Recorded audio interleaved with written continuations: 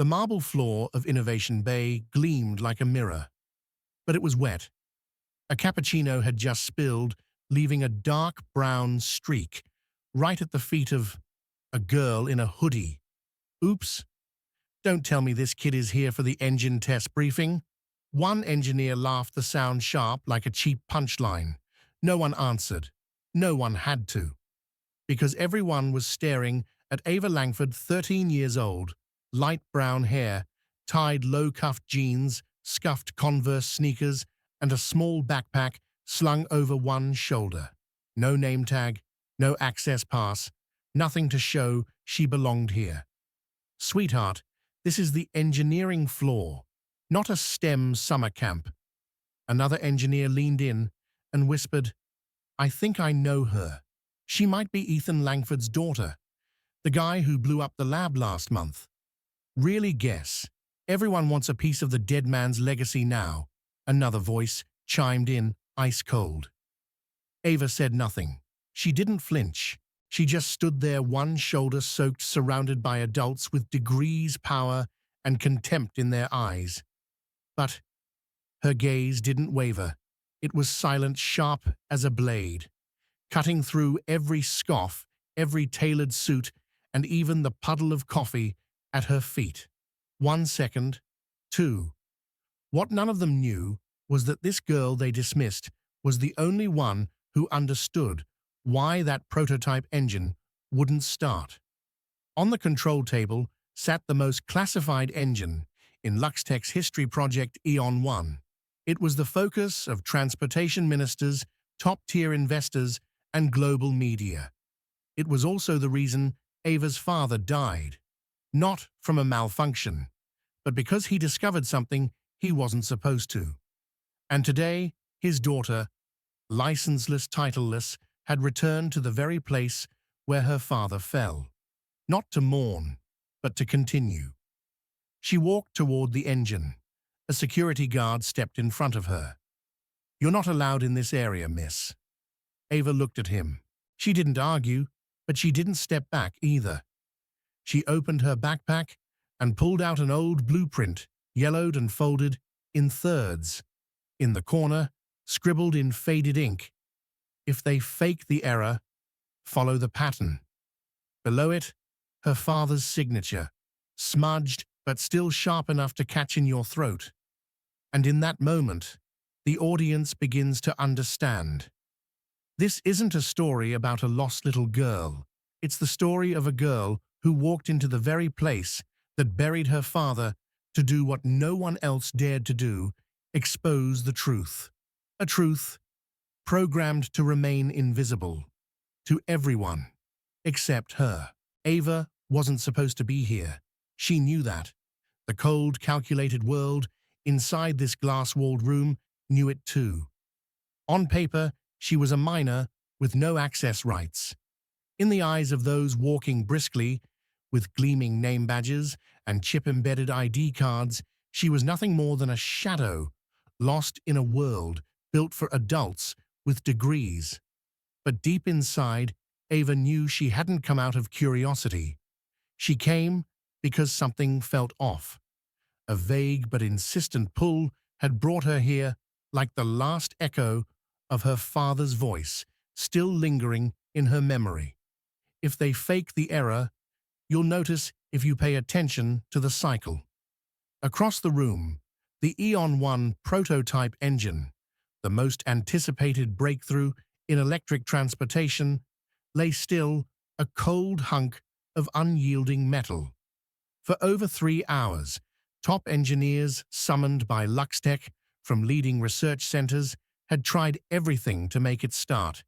New sensors installed, circuits rechecked, processors are cooled and replaced. Yet the message on the screen kept repeating like a cruel joke, core boot sequence failure. Loop detected. One salt and pepper-haired engineer slammed the console. Another murmured nervously, it's like someone rigged the core itself. But no one dared say it aloud. Ava heard every word. She didn't approach, didn't draw attention. She simply moved quietly along the edge of the room, stopping near the auxiliary control station, and stared at the screen. 91 seconds. The error code reset itself exactly every 91 seconds. Not a reboot. Not the system is trying new solutions. A deliberate loop. And in that moment, Ava understood. This wasn't a technical error. It was a mask. Someone didn't want the engine to start. Not because it was broken, but because if it worked, it would revolutionize the electric vehicle industry. And there were those who didn't want that to happen. Ava pulled her phone from her hoodie pocket, not to make a call, but to open an app she had built herself during sleepless nights after her father's death. The interface was crude, pitch black, with only a few lines of code, but it was powerful enough to replicate Luxtech's entire diagnostic system, something no adult in that room knew she had done. She entered the error code, a light tap. The screen displayed loop trap confirmed, suspected mask over sublayer protocol. Her hand trembled slightly, not from fear, but from the realization that if she didn't speak, no one else would. So in a room packed with people, while million-dollar minds debated core overheating hypotheses, Ava stepped forward. No permission asked, no invitation needed. She stopped in front of the engine and gently tapped 2 fingers on its outer shell. The metallic echo rang out not loud, but strange enough to silence the entire room. All eyes turned. Irritated, confused, cold. Ava didn't back down. She lifted her chin, her voice calm but sharp, each word landing like a verdict. This engine isn't broken. It's pretending to be, and you are being misled by an error that doesn't exist. The room fell into absolute silence. And at that moment, a girl who wasn't allowed to be there, wasn't asked to speak, wasn't seen as relevant, voiced what no one else dared to think. And from that moment on, the balance of power no longer belonged to the ones in suits. Silence. A strange kind of silence settled over the room. It wasn't the stillness of a failed meeting, but more like the moment someone accidentally shines a light on a bloodstain everyone had been pretending not to see. Ava remained where she was, eyes fixed on the engine. Her voice was neither shaky nor forceful, just steady, as if stating an obvious fact. The errors are being encoded to loop. This isn't a technical failure, it's a mask. She paused, then emphasized each word. Someone doesn't want it to work. The expressions in the room shifted. One engineer took a step back. Another quickly glanced toward the chief technical officer. Dr. Howard Crane was known as the mind behind the project. He stood on the far side of the room, hands clasped in front of him, face calm to the point of coldness. But as soon as Ava finished speaking, he stepped forward. Every step seemed to press the weight of the room down through the air, making everyone feel just a little smaller. You're saying the error was intentionally created? Ava nodded. Not a system fault, system manipulation. And who exactly are you to say that he pressed voice no longer courteous? Who are you? The question wasn't meant to uncover identity. It was a tactic to erase her by pushing her to the bottom of the power chain. Ava answered with a voice that wasn't loud, but carried more weight than any framed degree on the wall. Ava Langford. Daughter of Ethan Langford, the man who used to hold the position you're standing in now, the man who died trying to speak this truth. It felt like an electric current ripped through the room. Crane froze just for a fraction of a second, but it was enough for those nearby to notice a crack in his otherwise impenetrable composure. So it is her, someone whispered behind the crowd. Crane retaliated instantly. This is all speculation. A child untrained, unauthorized, with no access or understanding of our system shows up and accuses all of us of being fooled. That's absurd. But Ava didn't falter. She didn't respond with words. She stepped over to the control table, where an internal tablet displayed streams of error logs. With a few practice keystrokes, she entered a code. Layers of encrypted scripts unfolded. Then she stopped on a line marked Hidden Loop Trigger. She turned the screen toward the projection panel. This is the loop command. It's buried deep in the system core. No one would find it, unless they'd studied the code the way my father taught me. She pointed to the last line. Return mask error 91.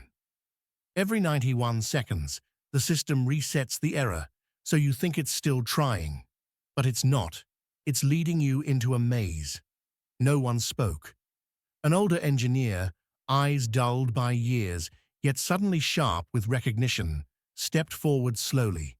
His name was Grant Lewis, a longtime colleague of Ava's father. His voice was raspy. I've seen that 91-second loop, but I thought I miscalculated. Every time I checked it, reset. Ava nodded. It wasn't your mistake. You were made to think it was. Crane looked at the man, then back at Ava. The calmness was gone. His gaze turned sharp like a blade, not dismissive now, but the kind of fear that seeps beneath the skin. You are not authorized to access this system. But if I hadn't, who would have Ava replied? The air thickened. The arrogance that once filled the room had vanished. In its place, confusion, shame, or maybe fear. And just as everyone was drawn into the tightening rhythm of conscience and truth, the door burst open. A group of individuals in blue suits entered, led by a woman wearing a badge that read Federal Transportation Safety Commission, Chief Agent. No one had time to react. She walked straight into the center of the room and spoke without a mic, without a greeting. We received an anonymous report regarding data tampering in the prototype engine. Where is the device? Every eye turned toward Ava, still standing in front of the screen, hand resting on the tablet. She didn't deny, didn't explain. She simply pointed to the engine, and then pointed at Dr. Crane. There, and the person responsible is standing right here. The room moments ago, filled with bloated egos and unshakable pride, now stretched taut under the weight of a truth too heavy to ignore. No one spoke. No one dared meet another's eyes. Only the crisp, deliberate footsteps of the federal agent echoed against the marble floor, each step pounding into the foundation of a system on the verge of collapse. Who discovered the anomaly in this engine?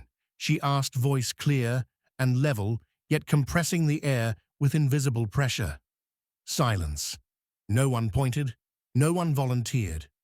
Until Ava, the 13-year-old girl, in a damp gray hoodie, stepped forward. She looked at no one else, just raised her head and met the agent's eyes without blinking, without trembling. I did. Your name, Ava Langford. That name tore through the collective memory like a blade. A few people exhaled sharply. Some lowered their eyes. Meanwhile, Dr. Howard Crane stood frozen, jaw-clenched face drained of all color. Langford, the agent repeated. Daughter of Ethan Langford, Ava replied. The man who tried to speak the same truth I just proved today. No one laughed. There were no coughs, no keyboard clicks, no muttering from the high-ranking engineers who once ruled this room with their credentials. Everything, from the ceiling lights to the shifting of feet, stood still, awaiting judgment. We'll begin immediate lockdown of the system. Back up all data. No one leaves this room until the seal is lifted, the agent commanded. A young engineer stepping back whispered to the person next to him. A child just brought an entire empire to a halt.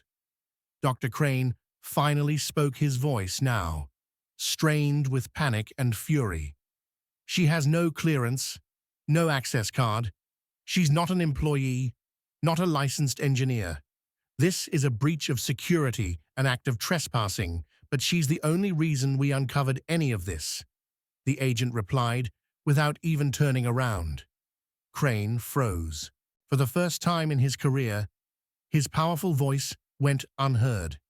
He turned toward Ava, and his gaze held something more dangerous than anger. The terror of being exposed, fused with hatred towards someone far too small, too insignificant, to be allowed to bring him down. Ava felt it. She could feel that stare, digging into her skin as if he wished her out of existence by sheer will. But she didn't step back. She turned to face him, not with defiance, not with arrogance, just calm, with the same gaze that had silenced the laughter earlier that morning. "You hate me," she said slowly, "not because I'm wrong, but because I'm right, while you're trying to bury what's wrong." The silence that followed stretched on, as if the room itself had forgotten how to breathe. And in that moment, power changed hands. Not through titles, not through reputation, but through truth. In just a few minutes, Dr. Howard Crane's world had begun to crack. But he wasn't the type to collapse quietly. No, Crane was the kind of man who had climbed to the top by stepping over those who never fought back, and he never imagined being brought down by a girl not yet old enough to take a driving test. He pulled a folder from his briefcase and held it up for everyone to see. "This is her academic record," he snapped. "Ava Langford, not a high school graduate, no engineering degree, no authorized access to LuxTech's internal systems, no legal clearance to handle high-security data." He turned to the agent. "And now you're telling me that a child with a phone and an opinion can shake the foundation of the entire electric vehicle industry?" A ripple of doubt swept through the lab. A few people lowered their heads, avoiding Ava's gaze. Some began to question. The eyes that turned to the girl no longer held admiration. They held a suspicion, distance, the look Ava had seen her whole life. "You might be smart, but who are you?" And for the first time since stepping into that room, Ava felt something sink inside her. Even though she had told the truth, even though she had uncovered the loop, even though she had nothing to gain, no incentive, no agenda, only risk and ridicule because she didn't have paperwork, they were willing to dismiss her. The agent didn't respond immediately. She looked at Ava not as a child, but as an unresolved equation. Then she turned to a man in a black suit. "Bring it in." The man left, then returned with a thick silver-sealed envelope marked classified. National research only. The agent looked back at Ava. "This is firmware encryption from Project Malachi, a suspended AI defense system from 7 years ago, shut down due to extreme complexity and uncontrollable breach potential. We've tried to decode it for 2 years. No one's succeeded. If you're not just lucky, if your mind truly transcends the limits they've placed on you, then prove it. Right now." The room held its breath. Ava felt her chest tighten.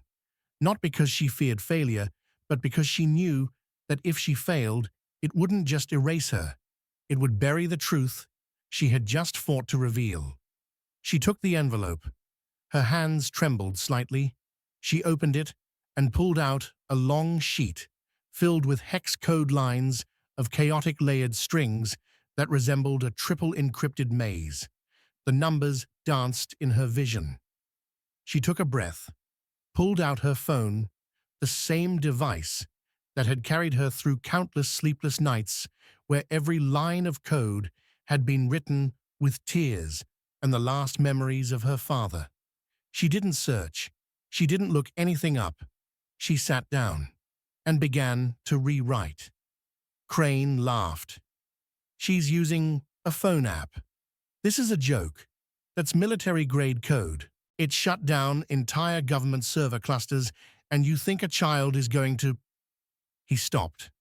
On the giant screen behind Ava, the code began to shift. Errors unraveled.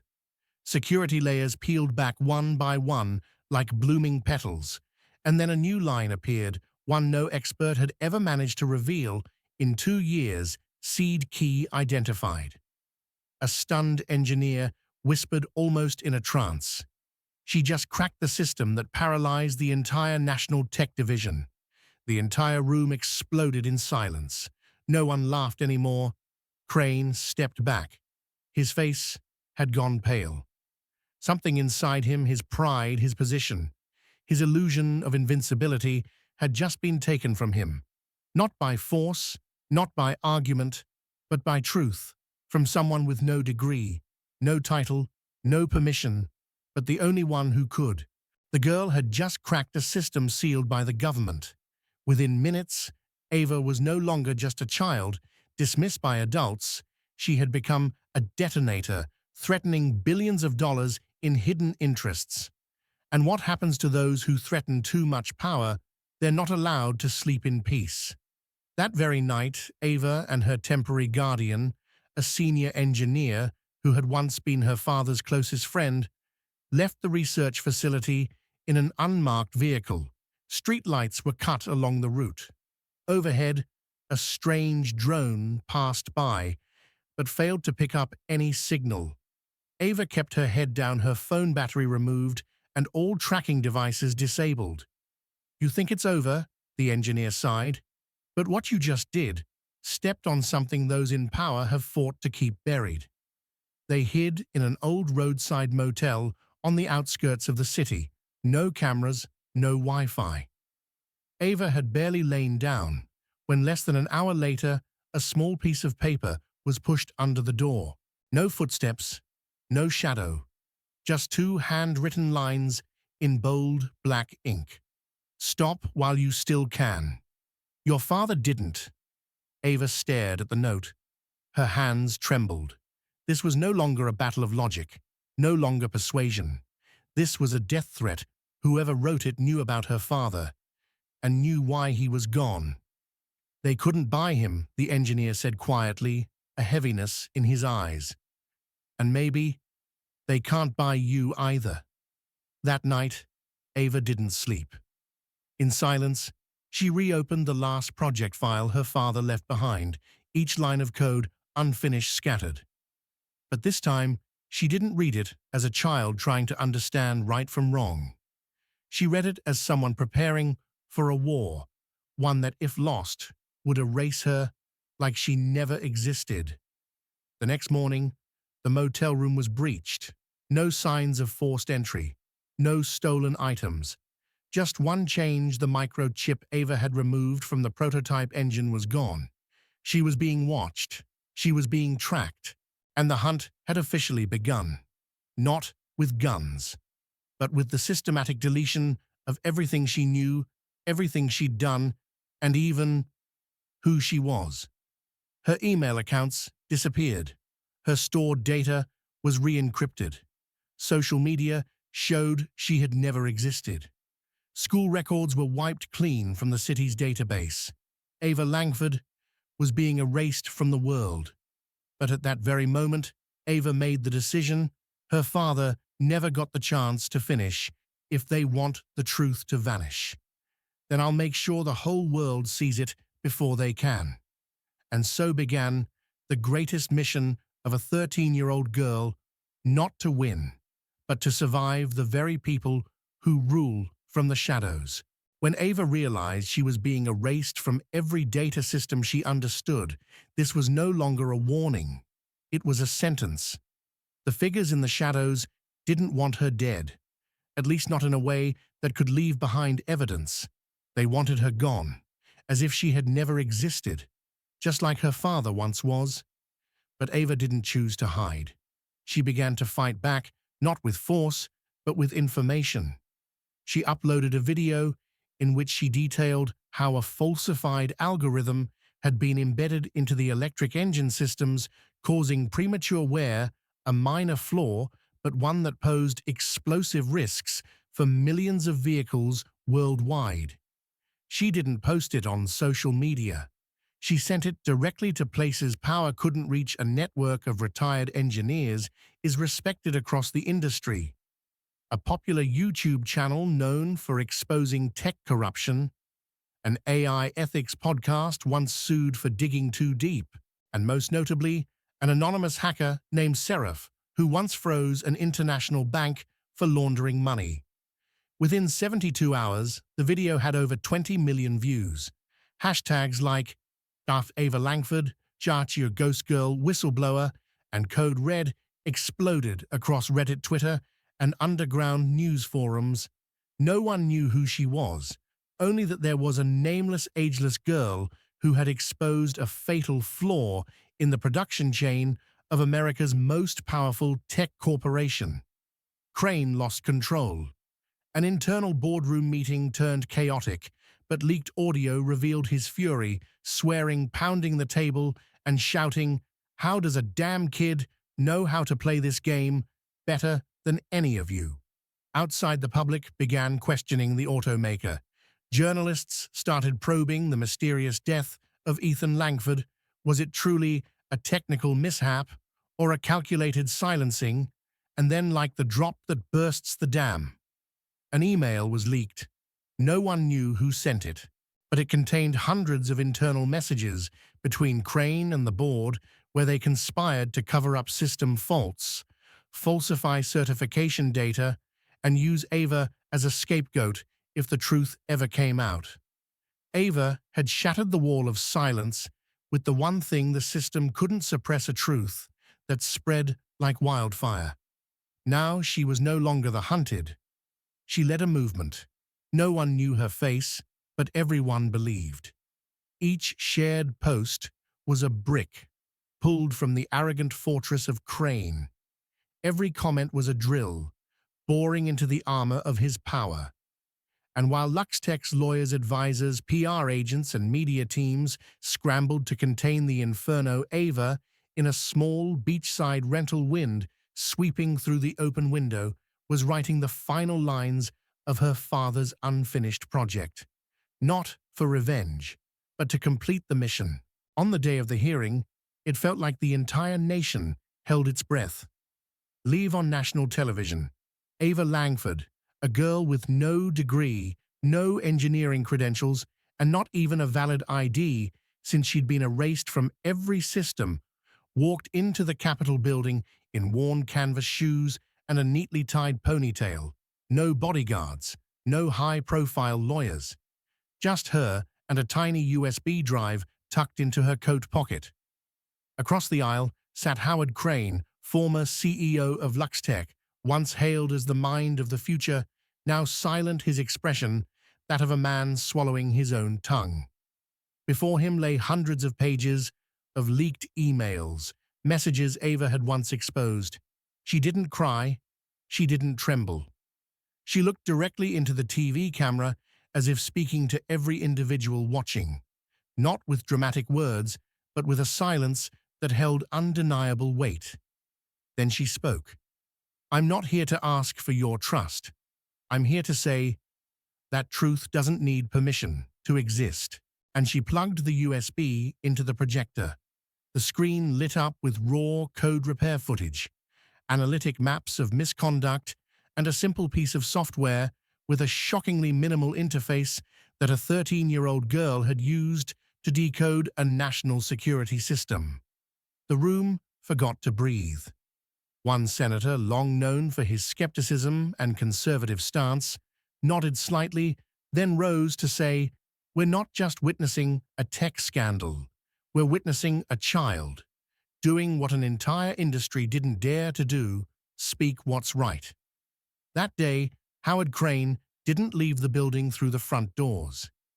He was led out in handcuffs, silent, not a genius anymore, but a fallen symbol of arrogance, undone by unyielding truth. But the most beautiful part of this story didn't happen on television. It happened 3 months later, when Ava turned down every investment offer, declined every book deal, film contract, and teaching position. She used the reward money raised by the public to found an organization, the Langford Initiative, where kids like her, without degrees, without documentation, but with intelligence and integrity, could learn, create, and be protected from the machines of power that silence the smallest voices. At the opening ceremony, simple and quiet, an unnamed boy stepped forward and asked, "Miss, what if I say what's right? But no one believes me. Should I stay quiet?" Ava smiled, gentle, steady, as if answering her own younger self, "No. Sometimes you'll be the only voice left, and that's when you need to speak the loudest." The story of Ava Langford isn't just about exposing a buried truth. It's a bold reminder that you don't need power to be heard. You just need the courage not to be silent. In a world where kindness is doubted and truth is often twisted by those with money and influence, Ava, a nameless, credentialless girl with no allies, stepped into the light not to be a hero, but to hold on to what's right. And it was her silent strength, her unwavering persistence, that brought an entire system to its knees, making even kings lower their heads. The greatest lesson here isn't that she won, it's that she did so without stepping on anyone, without hate, simply through truth and resolve. That's the message I believe everyone must remember. You don't have to shout to change the world. You just have to hold firm to what's right, even when no one stands with you. And if you've ever felt small, dismissed, or silenced by louder voices, then this story is for you. If what you just heard made your heart beat stronger, if you saw a part of yourself in Ava, share this story, hit like to empower those quietly fighting for what's right. Leave a comment to share the story you once longed to tell. And don't forget to subscribe to Toch Story, where we don't tell stories to get attention, but to awaken the belief that may be sleeping inside you. Because sometimes the smallest voice is the one the whole world stops to hear.